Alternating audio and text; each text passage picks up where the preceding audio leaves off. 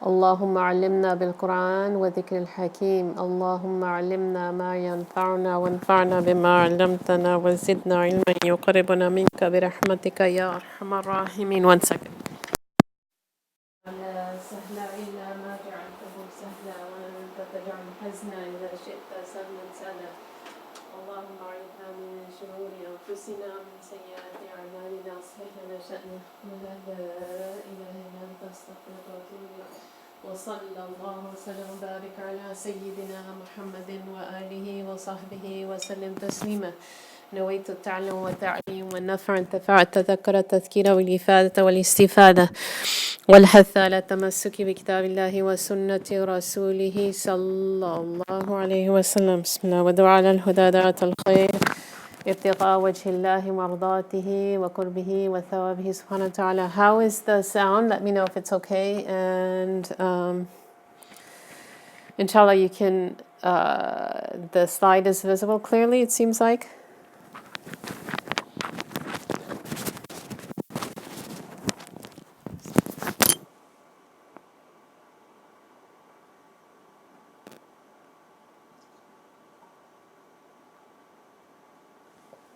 Okay, so alhamdulillah, of Maliki fiqh, starting lesson 8 of Maliki fiqh, inshallah, and we are getting into the conditions of the prayer, alhamdulillah. So I'm going to continue with the slides. Some of it is going to be repeat from lesson 4, because we went over the times of the prayers in lesson 4, and I'm going to repeat them because the prayer time is actually a condition of the prayer, but because you were doing women's issues, I actually, and it's in terms of ghusl, it's you need to know the prayer time, when you need to make ghusl, when the cycle ends, and so that's one of the reasons I went over it then, and because the ghusl is related to the prayer. So, but I'm going to repeat it here because the prayer times are actually a condition of the prayer, and the prayer having come in is a condition of the validity of the prayer.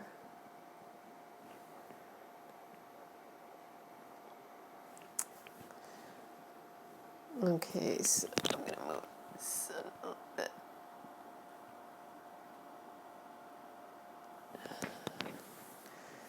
Okay. One thing I wanted to mention, subhanAllah, I was looking at my notes from Akhdari, which is one of the first texts we studied in the Maliki school. And, he was, one of the things I have is that we were taught that spiritual impurity, for example, not being in a state of wudu or not being in a state of ghusl, we may not know the wisdom by it. It's ta'abbudi, right? It's a matter of worship, and we don't know the reason behind it. But something is actually removed. And it's our way of actually showing ta'abbudiyya. We just say sami'na wa ta'na. A lot of actions of worship we don't know that what's called the illah or the rationale behind it, as opposed to matters that are not called ta'abbudi. For example, why is alcohol haram? So it's haram because of the reason, the rationale behind it is because it intoxicates. And many of the rules of the Sharia came to protect one of the 5 universals, and I think I mentioned that in one of the earlier classes, and one of them was to protect the intellect. So anything that's going to, and so we know the illah behind it, the rationale cause. And so something could be called alcohol, but if it's not intoxicating, it doesn't matter. It's not relevant what it's called, but the actual reason is not there for it being haram, which is that it's intoxicating in Arabic, meaning we don't know the rationale behind them, what we do them. Traditionally written by scholars about the wisdom of, generally the ruling revolves around the illah or the rationale, or not. So it's just one of our, I wanted to mention, so one is God consciousness, or fear levels of it. So the next level would be doing the sunnahs and leaving. And another point that, I mentioned that you need to wash your ear, and we talked about how you put water in your hand. You take a cup, you tilt your head, and then you let the water go so that you don't get water into your ear. And stick your finger in your ear, the part that moves around easily, where that is another thing. And daughters and sisters, and is Khan daughters. So I think the second part was an interpretation, not part of the hadith. So it's actually the explanation of the scholars of this hadith. So they're going to avoid haram, and they're going to do the fard. And so they'll be doing whatever is pleasing to Allah, and not everybody who has the pleasure of Allah gets, but only the people that are beloved get. So it just means that, or they'll forget their sisters, or they'll forget the women in the families, especially men if they're going out in their prayer times. The most beloved, they watch the natural signs to follow the prayer times. The most beloved servants to Allah are the ones that watch the natural signs to follow the prayer times. So how we were taught, and that's the basis for all the prayer times, for all the madahib. Enjoyed doing it over the years, and there's been times when I've been up on the 7th. Allah, I just feel so grateful that Allah gave me the strength to actually go down and do that, the prayer times, subhanAllah. So, and we'll go over that, so just keep that in natural signs. And there's, this is in all our, first of all, what are conditions? Okay, so, and so they're called the shurut. So, meaning the kings, they're actually 7. I have 6 there, but the prayer times are, and they're going to vary. They're the same for all the prayer. With prayer, it means you don't have to repeat it, right?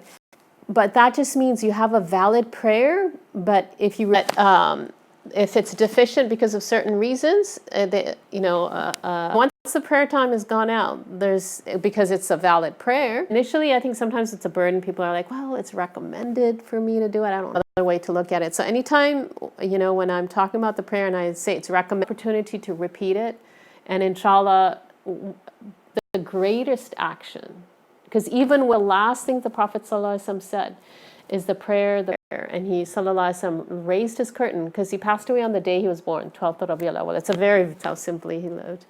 And he lifted them, and they were praying all by him, saying, if he were to be asked, how did you leave your... They saw the Prophet ﷺ, his face looked like the face of a mushaf, which it always was, and we've done one class on several different cases. SubhanAllah. Do it again. Now, Allah could accept an invalid prayer. That's between, maybe Allah doesn't accept it because somebody was thinking about something, that Allah accept this prayer, or outward, in terms of the prayer.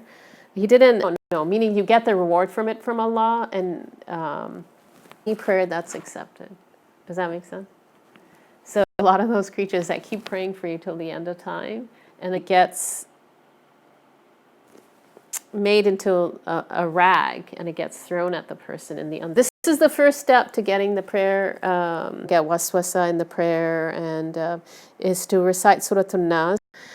And one thing I've noticed, that if I recite Alladhi yuwaswisu fi sudurin nas, we should, I have to remember, Allah give us tawfiq to do it more consistently. The state of ghusl or wudu. So again, it's the thing that you can't see, right? Physically now, but we just do it. If we knew the rationale behind every phase, we're slaves, ittirariyan. Necessarily we're slaves, meaning to whatever Allah has commanded us to do. And outwardly, we have to, start with that. So that's where the slave ikhtiyariyan. But so ritual purity, again, that's being in a state of wudu and ghusl. And I have separate slides for each one of these. Purity of not being physical filth, right? So could have dirt. But if you don't clean, you can't do that. One of the special, in the other traditions, in the other religions, they had to pray in their, because we're from his ummah, is that the whole world is a masjid.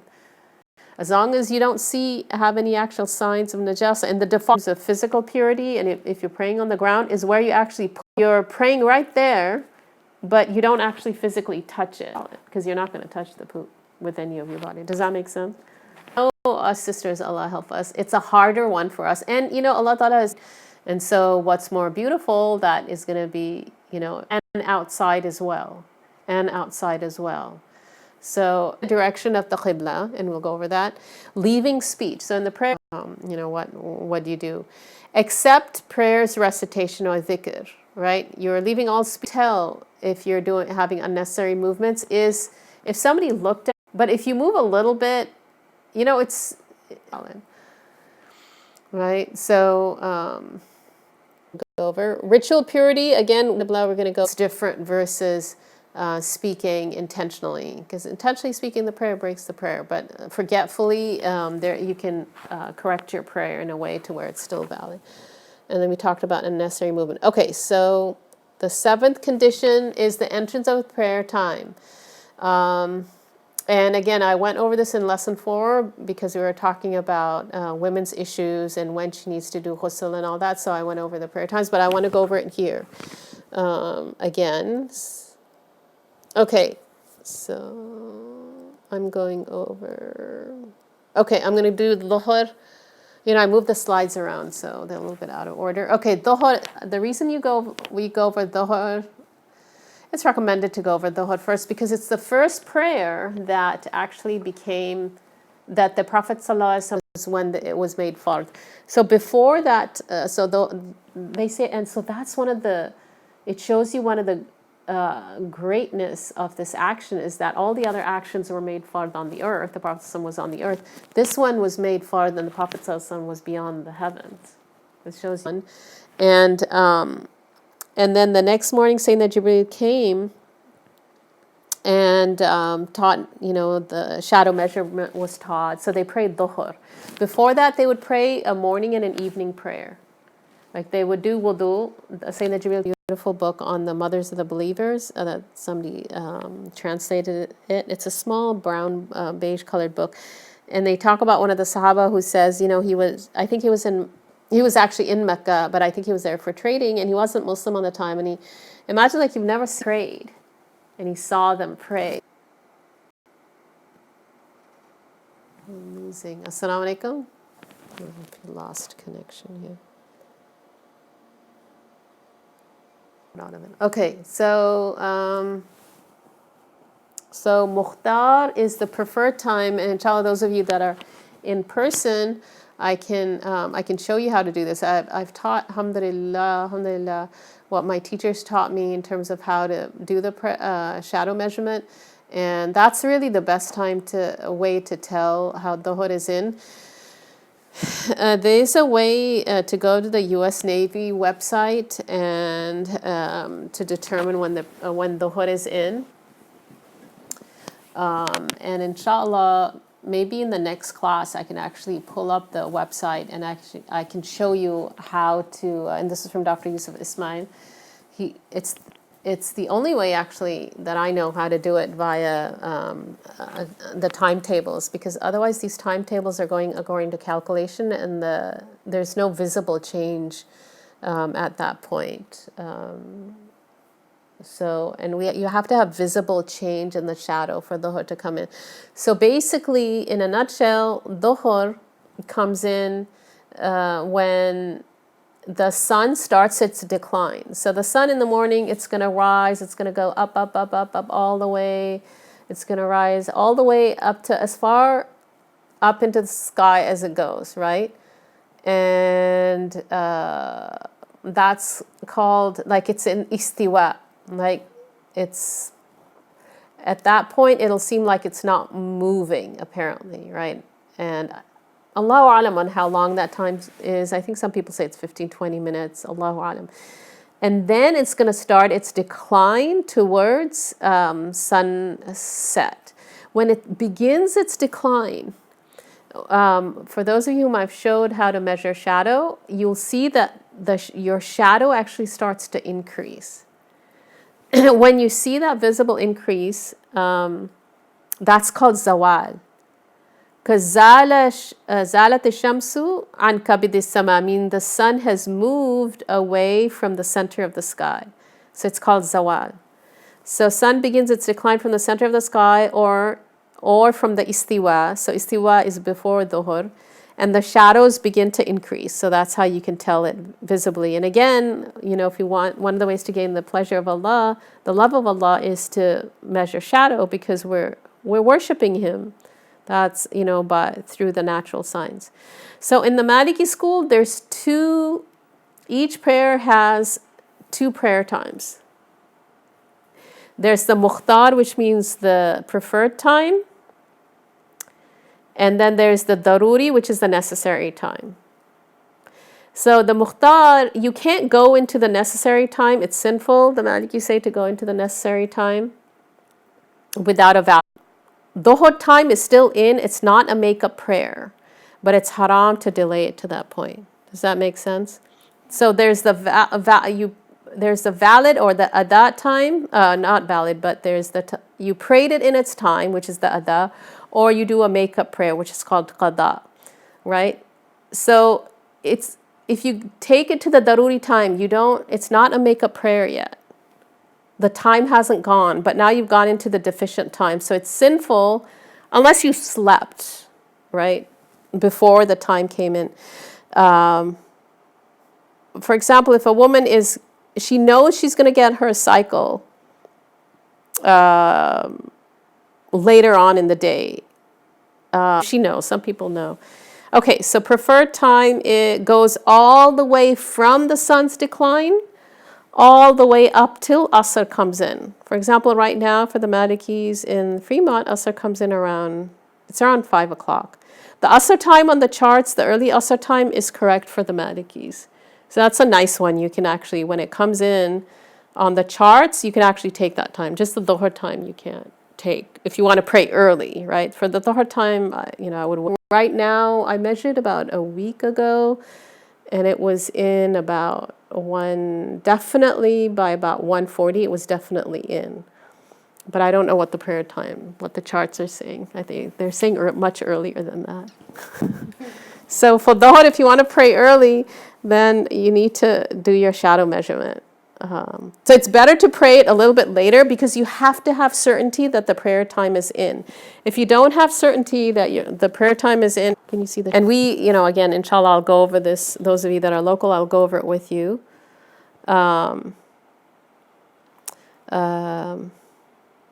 It's difficult to explain this without actually showing it. But alhamdulillah, on the prayer charts, the early Asr time, that is the time for the Malikis.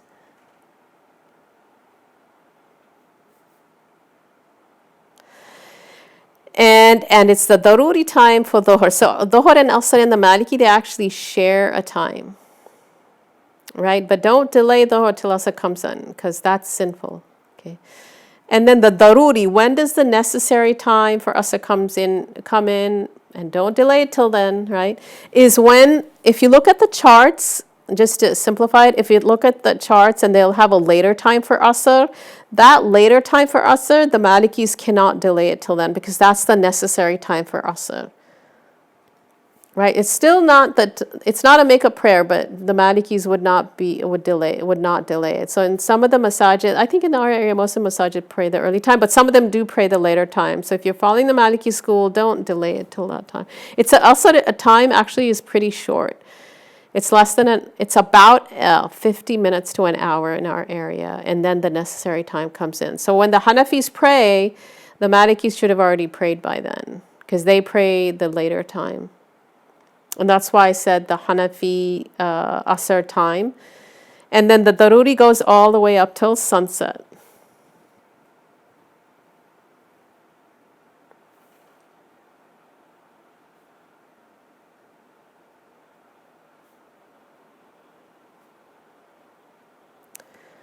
Okay, clear?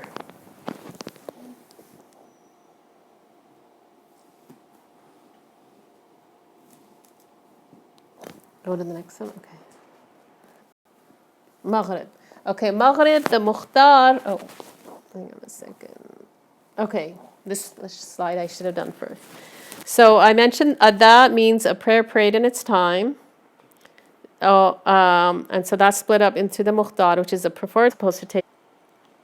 So this occurs when the preferred and the necessary time have both gone out. Is that clear? That's clear? Okay. I'm doing a lot of repetition so that it, if you don't have your notes somewhere, then you're like, okay, I know this. Okay. Okay, so now we're doing Maghrib. Oops. Need to reorganize these slides. Okay, so Maghrib, so we did Dhuhr and Asr. So Maghrib, the sun is completely below the horizon. So for the timetables, you should wait 5 to 7 minutes. Because this, the solar, I don't know if they call it solar sunset. But anyway, what's on the charts, at least sometimes, tends to be when the sun first begins its decline. So once it starts to go down, they'll say that that's sunset. But for us, for Muslims, the sun has to be completely below the horizon before Maghrib comes in. And if you're out at seashore, you don't have all these buildings that we now have. The way you can actually tell that Maghrib comes in, so the sun sets in the west, right? If you turn around and look in the eastern horizon, all the way you turn, so you have your back to the setting sun. If you have a clear view, you will actually see like a blue area, light spread across the eastern horizon. So sun setting in the western horizon, you'll see a blue band across the eastern horizon, and then you'll see pink above it. When you see that blue across the eastern horizon, even if it's like a gray blue across the eastern horizon, that's when Maghrib comes in. So you really it's really important to have a window that opens to the east for the Malikis for prayer, because even for Fajr you're looking at the eastern light. We'll go over that. And even for Maghrib, people will say, oh, I want to look in the west because the sun sets in the west. But they'll tell you that look at the eastern horizon to see that blue that comes in, the blue-gray. I used to have what I called a Fajr window in one of my apartments. I mean, it was not at sea level, but at least I could actually see when the Fajr light came in, which is really beautiful. SubhanAllah. Alhamdulillah. Okay, because remember, you can't pray until you have certainty, and I don't. Other for Isha and for Asr, I will take the prayer chart times, but for the other prayers, I don't. So it's for Dhuhr, I've been doing my own shadow measurements, and I have my own chart. I'll share that with you, inshallah, so you have an idea. Okay, then. Okay, Maghrib time is very short, but there's a strong opinion. Okay, so Mukhtar for Maghrib, meaning the preferred time, is the time it takes to fulfill the conditions of prayer and pray the prayer. So you put on you did your wudu, you put on your clothes, and you face the Qibla, and you do the prayer, and the Maliki say that's it. That's all the time you have to pray the Maghrib, and then the Daruri time comes in. There is another opinion, which actually is a strong opinion, is that the Mukhtar from Maghrib, this preferred time, goes all the way to Isha. There is another opinion. Does that make sense? Mm-hmm. So you know how we said the preferred time, you have to pray in the preferred time, right? Initially, what we were taught in the Maliki school is the preferred time for Maghrib goes out very quickly. It goes out, all the time you have is just to pray the prayer, basically. Put on your clothes and do wudu and call the iqama, and for men, to call the adhan and pray the prayer, and that's it. That's all the time you have. So it's not a very, 10, 15 minutes. Yeah. There is another opinion in the Maliki school about the preferred time for Maghrib, and that is that it extends all the way up to Isha. Okay. Does that make sense? Yeah. I didn't write that other opinion, but there is that other opinion. So, and it's a valid opinion. So it's not one of the weak opinions. So, right now, okay. So the daruri, the necessary time. So you shouldn't delay Maghrib very long. It's actually the action of the Jews to delay Maghrib until the stars come out. So when the stars are visible, you can see that light. If you haven't prayed Maghrib, that's makruh to delay it. Even the Hanafis have an opinion on that it's actually makruh tahriman, and it mentions in their books that because it was the actions of the Jews. So they must have had a Maghrib prayer too as well. So we shouldn't delay it, but and then the daruri, or the necessary time, goes until Fajr. So technically, if somebody slept, Maghrib hadn't come in, they slept all the way till like an hour, whatever, half an hour before Fajr, and they woke up, they have to pray that prayer, and it's not a make-up prayer. Or a woman, she slept and she woke up and she's like, my cycle's done, and it's a half hour before Fajr. Allah blessed her with getting up in the time when, that time before Fajr comes in, that's one of the times when dua is answered. So if you want your duas to be answered, that's like one of the very blessed times. SubhanAllah. So she gets up and she's like, and a lot of times people would think, I only have to make up Isha. No, you have to do Maghrib and Isha if your cycle is done and you happen to wake up in the night. So a woman would check before she slept, and she shouldn't get up in the night to check for Isha. Like she, say at Maghrib, she checks for Maghrib, and she's like, okay, I'm not done. And then Isha comes in, she checks for Isha, she's like, I'm not done. She sleeps, and then she should not get up specifically to check in the night to see if she's done with her cycle or not. But she would just get up at Fajr and see if she owes Fajr or not, and if she needs to make her ghusl. But if she's, mashallah, Allah blessed her with doing night prayer, and she gets up and she's like, I'll just do something that I can't pray. And then she went and used the restroom and she's like, hey, I'm done. Then she would pray Maghrib and Isha. Okay. Because the time has not gone out for them. She would do ghusl and pray Maghrib, Isha, and witr. Witr is a very strong sunnah, so one shouldn't leave it. Okay, Isha. Now, Isha, okay, when is the preferred time for Isha? It's with the disappearance of the red light. So if all the red light has gone, but there'll be white in the sky, the white light remains, So again, the night starts, Islamically, the night starts from Maghrib. Yeah. So if you divide 12 by 3, in that situation, you would have to have prayed Isha by 10. That's the first 1/3 of the sense. And then we'll come back to Fajr. Okay, so this is Dhuhr, right? Zawal is when right? It's the preferred time, so into 3 portions according to the hours. Okay. So the first one is short, but in the winter it's going to be long. Okay. Does that make sense? Yeah, that does. Yeah, because I can't, show it to people. It is visible across the horizon. And on the chart, with the charts, what I used to notice is I would see Fajr coming in about 10 minutes after the 15-degree time. And I'd ask Sheikh Sadiq, and he said that's when he's seen it come in. So I would never, right, it's clearly in. What for fast, right? The fast from before any light, it's okay. No, you didn't know. So before light, you see it. About like 3:45. Okay, and 8 till about. Until pretty much all Ramadan. You should be okay. Yeah, I'm pretty sure. Yeah. I'll double check, but we'll go and look at the charts to see. The last few, there was a couple of times I saw the winter months. Maybe you can make those ones up. Yeah. I did. I'll double check the 420, but for the later ones, because it was getting close to summer. So you definitely don't want to eat up till. If they were certain that they didn't see any light, then inshallah you're going to get into that gray area then.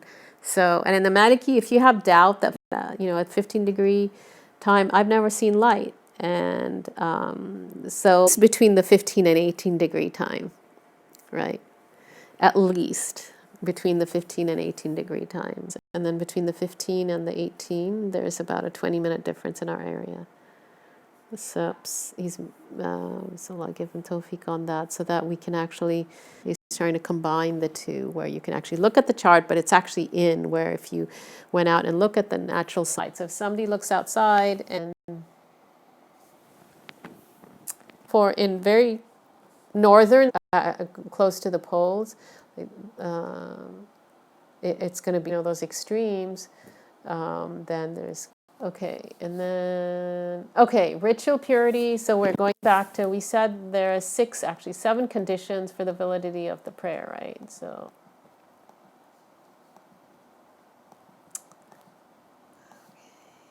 okay, so there's the ritual, and then also having purity from physical filth. This is something that it's jihad. It's jihad for us. Huge difference in what even the men wore, and as most people were wearing loose-fitting clothes, and certainly the few pictures I've seen of all this is from the West. So when Muslim countries got colonized, and the food, you identify with your culture by you had Islam in it, because the people, the ways of the people before you, and he said, handspan by handspan, and shibran bishibran, dhiran with dhiran, and armspan by armspan, until if they even enter a lizard's hole, you will enter it. And the scholars interpreted that to mean that, basically you'll follow them closely, so even if they do something that has no logic, what's the logic in entering a lizard's hole, right? You will enter it. And so Sahaba asked, who are the people of the the people before you, like the ways of the people before you? And they said, is it the Jews and the Christians? And the Prophet said, and who else, And so you see that. And so and that's why the covering for men and for women, it's such a huge struggle. So Allah make it easy. He came to the Prophet ﷺ and she was wearing thin clothing, and the Prophet ﷺ turned away from her. And he mentioned that, once a woman reaches adulthood, the only thing that should be visible, and he pointed to his face and his hands. Right? So if a woman is wearing tight, if it's not thick to where the skin is visible at first glance, that's haram. Outside of the prayer, inside of the prayer. If it's, you get a reward for leaving it. This is even in the prayer when you're not, nobody's around. I mean, for men to see a woman's skin outside of the hands and the face, that wouldn't be permissible. And it cannot be form-fitting, so that it needs to be two things. Not form-fitting, other than if it's the wind or something like that. But it cannot be form-fitting. So that's in the prayer and outside of the prayer. We have 12 minutes. Okay. And then for women, in the prayer, what is the heavy nakedness? The reason the heavy nakedness is important is if it becomes uncovered, it breaks the prayer, right? So it's from right below the chest to the knees, right below the chest to the knees. So the chest is not included, meaning if a woman's chest got exposed, it would be recommended for her to repeat the prayer. But technically, her prayer is still valid. Obviously, there can't be any non-mahram men there. It's haram, right? But if she's praying on her own, or there's just women there and her chest got exposed, it would be recommended for her to repeat the prayer. But if the area between right below the chest up to the knees got exposed, that's her heavy nakedness, right? Haram to pray without a hijab. But technically, the prayer is still valid. Technically, the prayer is still valid. So it should be, the hijab should be thick to where the hair can't be, you can't figure out the color of the hair. And, it shouldn't be that, that material that a lot of people are wearing, that jersey material that just shows everything. This is in relation in the prayer, outside the prayer, and then here, in terms of what breaks the prayer, and they differentiate. Okay, for the men. So Allah Ta'ala gives everybody different tests. So men have a slightly lighter test in this aspect. Is the anal opening itself, right? So the light nakedness would be the thighs. So and there's difference of opinion in the schools, right? For the men, technically, if it's revealed, it would be recommended to repeat, right? Now, for the men, the rest of the area, like the buttocks get exposed, the area above the pubic region, all this area that is in the two opinion, is it light nakedness or heavy nakedness, right? Like there's two opinions on it. So they should, if the buttocks get exposed, um, you know, the area that's not considered a light and heavy, any area other than that, they should repeat it. But because there's difference of opinion, is their prayer valid or not? Is that clear? Okay, maybe I can do one thing. Okay, let's do the qibla and then we should stop. One must attempt to determine the qibla. So carry a compass with you. You should carry a compass with you. One makes a mistake. If one makes a mistake and discovers after the prayer, then it is recommended to repeat the prayer in its time, right? Whatever time you're in. So if you're in the mukhtar time and you realize, oops, I actually attempted to determine the qibla and I was actually wrong and the prayer is over, right? Then it's and it was a nafil prayer. You put your compass down. You asked people, where is east? Because in the West we pray east, and that's not just the Maliki school, contrary to popular belief. Even the Hanafis, it's the qibla of the West is east, and it is not recommended in the above case if it is a nafil prayer or if the time has exited. So if somebody struggle to find the qibla and after the prayer they realize it's wrong, if it's a farad prayer, repeat it if the time hasn't gone out. If it's a nafil prayer, it's not even recommended to repeat it. Does that make sense? Yeah. The one ignorant about the ruling of the qibla who prayed to the wrong qibla repeats indefinitely. So ignorance is not an excuse. Now we have compasses. We have we're age of technology. So On your phone? the phone, yeah, subhanAllah. If the mistake was made during the prayer, so somebody's in the prayer and they realize, oops, I'm off. And they're certain, or they think, I'm probably off. Probable, when we say probable in fiqh, we mean more than 50%. Okay. More. So I'm either 100% sure my seeing person, you can see, and your qibla is off by this much, so it's less than 180 degrees. So so it's less than 180 degrees. You just adjust your qibla. If it's off by greater than that, so I stretched out my arms and then I brought them in a little bit, so it's not quite 180 degrees. So stretch out your arms against your, how do I explain this? Against my, I would just say, I think they understand. stretched out. Yeah, 180 degrees, and then bring them in. And so if you realize I'm off by this much, and you're in the prayer, you have to adjust. If you're a seeing person, there's a difference. So if it's less than the amount that I just mentioned, then just adjust, and you have to adjust. Because even though your prayer is valid, you can't intentionally pray off by a great deal, meaning a lot, right?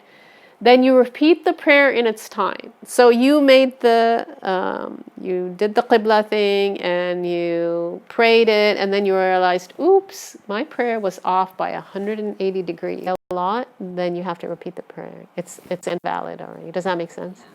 So there's a difference between if you're in the prayer or outside of the prayer, and if you're off by a lot. Does that make sense? Yeah. And this is here. In Surah Al-Baqarah, given, and it's the house which is mentioned. This is from Hadith that the angels is the Kaaba for the angels.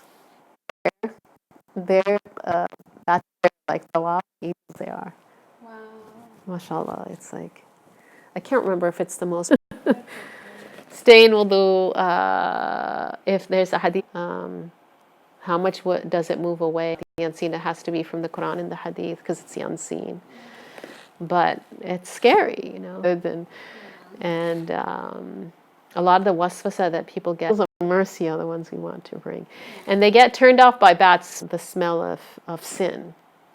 So that's another reason to do a lot of salawat he should do on the Prophet ﷺ. And he meant worship, meaning outside of the Fard prayer, he was just going to do salawat on the Prophet ﷺ. And that's really incredible. There was some of my teachers, that was their, goes, would go off and on.